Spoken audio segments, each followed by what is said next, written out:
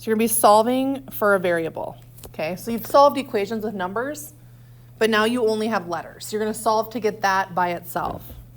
So what we're working with is called literal equations, and they contain 2 or more variables.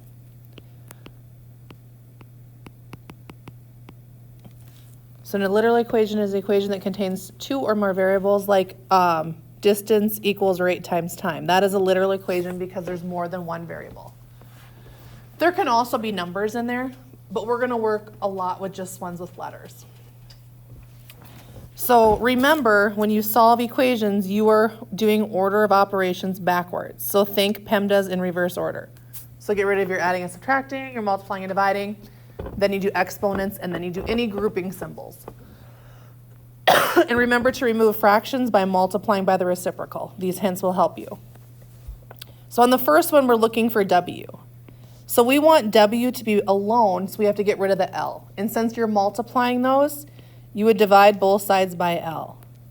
So you're left with area divided by length is going to equal, this is gone, width. Or you could put it first, width equals area divided by length, if you just flip it around. So you're just rearranging those equations for the variable that they're asking for.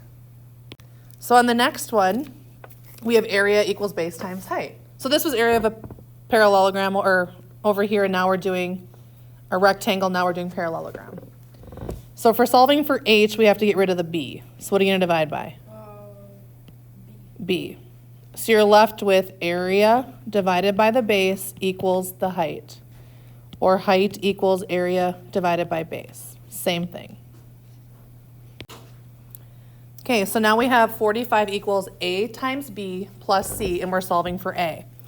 So we're doing order of operation backwards. We have multiplication and we have addition. So you get rid of the addition first by subtracting it from both sides. So 45 minus c is left over here. Bring down your equal sign, and then you still have a times b. So this one's going to be 2 steps. So far we've just done 1-steppers. So to solve for a, we still need to divide by the b. We have to get rid of the b. So now you have 45 minus c divided by b equals your a. And if you want your variable first, a equals 45 minus c divided by b. We're just flipping it around. So now that is solved for a. Okay, this is another one we use, y equals mx plus b for linear equations. We're going to solve for slope, right? We're looking for our m value.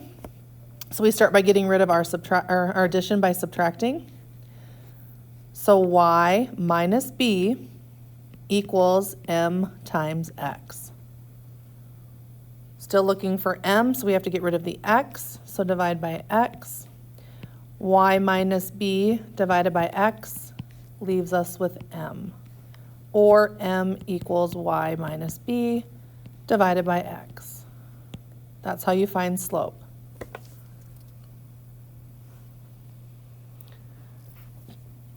If you know your y value, you know your x value, you can subtract your slope. Or excuse me, subtract your intercept and find your slope. Okay, so now these ones get a little bit trickier. There are more steps. We're using ones you've used before. We have Pythagorean theorem, which is a squared plus b squared equals c squared, but we want to know what just a is. So first we need to move the b to the other side by subtracting it. So a squared is going to equal c squared minus b squared. Now to undo squares, we find the square root, right? So if we wanted to know x squared equals 4, right? If we had something like x squared equals 4, to undo that squared, we would use square root. So x would have been 2. 2 times 2 gave us the 4. So we have to do the same thing here. We have to find the square root to find out what a is. So the square root of a squared is a. We cannot find the square root of c squared minus b squared because we'd have to subtract those before we could find the square root. So we have to leave that under the radical sign. Because order of operations reverse tells us before we can find square root, we would have to subtract those. So we have to leave it as c squared minus b squared. So that is in simplest form.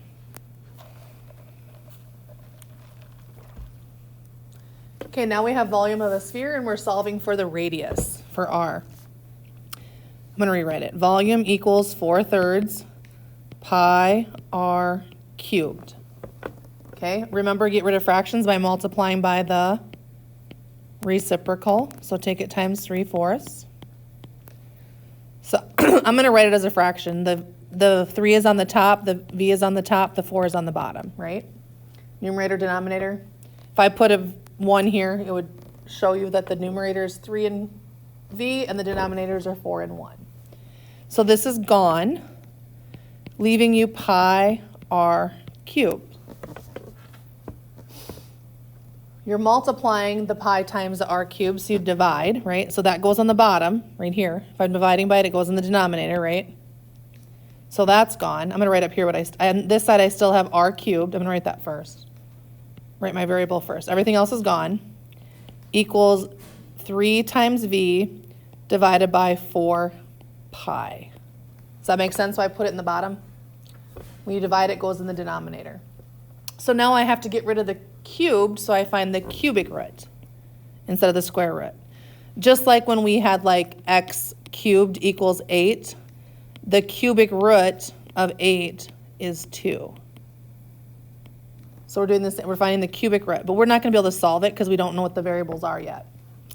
So r, the cubic root of r cubed is r, equals the cubic root of 3v divided by 4 pi. And that's as hard as your problems will get on your assignment. Okay, we're going to do a couple easier ones now. The formula for the sum of two complementary angles. So if I add those up, I get 90 degrees, but I'm going to solve for A. Okay, I'm going to solve for one of the angles. So I would have to subtract the other angle, right? I have to subtract B over. So A equals 90 minus B. So for 10, the formula is for the area of a triangle. We're just going to solve for the base. So area equals 1/2 base times height. To get rid of the fraction, we multiply by what? 2. Yep. Or just 2, because it's the same thing. That gets rid of it, right? So 2a's equals base times height. How do I find what b is? What do I still have to do? You have to divide by h. Divide by h. So your base is going to equal 2 areas divided by the height. This is gone, base is left, 2 areas divided by height. Okay, now just our word problems, the fun part.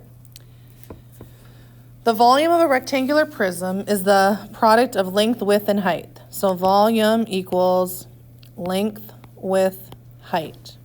Write the formula, which we just did, for a rectangular prism, then solve for L. So to get L alone, we have to divide by both the width and the height, right? So that leaves us volume divided by width and height equals R. This is canceled, right? Our length. Or length equals volume divided by width and height. Either way is correct.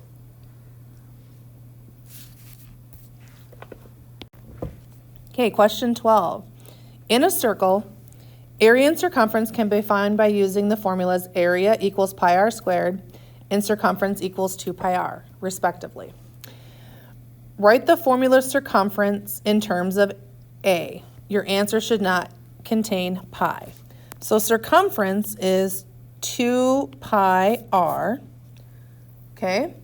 So I want to know what that's going to be in terms of area. So I want to find out what pi is using area. So area equals pi r squared, and because I want it in terms of area without pi, I'm solving for pi. What is pi? Okay? So to do that, I have to divide by r squared, right?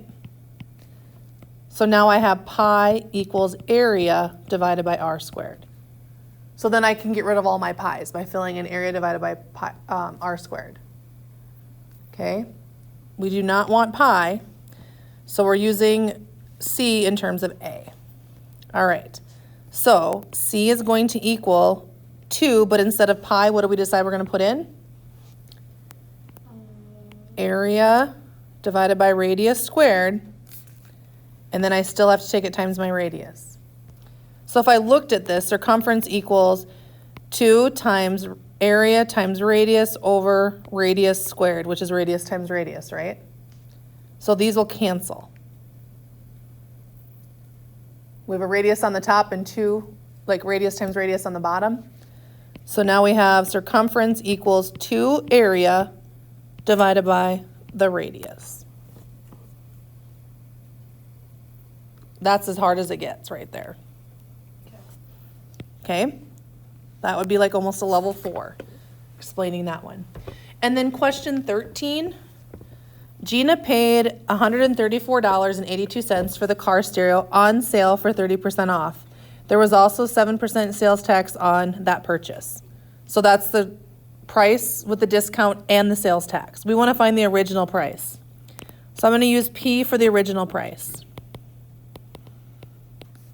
Okay? So I know when I get all done, it needs to equal the $134.82, right? That's what she paid total. So if it's 30% off, what percent is she still paying? 70%. So she's paying for 70% of it, which is 0.7, right? So she's paying 70%, I'll use 0 in front of it too. You can use the 7 too, it doesn't matter, times your price, right? Original price, plus the tax. So this represents the sale price, right? The 0, right over here. 0.70p equals the sale price. So what am I paying tax on? The sale price. We don't pay tax on the original. So we're going to have to take this times the 7% sales tax, right? So the sale price times your 7%, which is 0.7, right?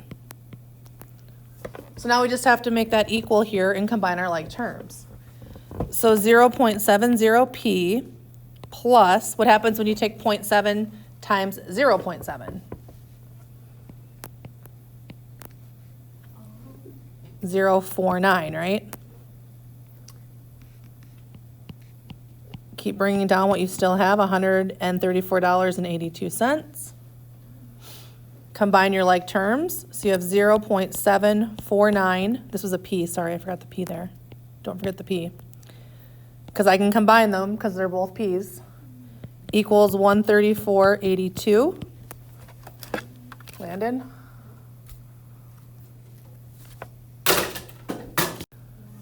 So if you divide, what was the original price of that stereo? $180. $180. So the original price was $180. Okay, that was yesterday's lesson.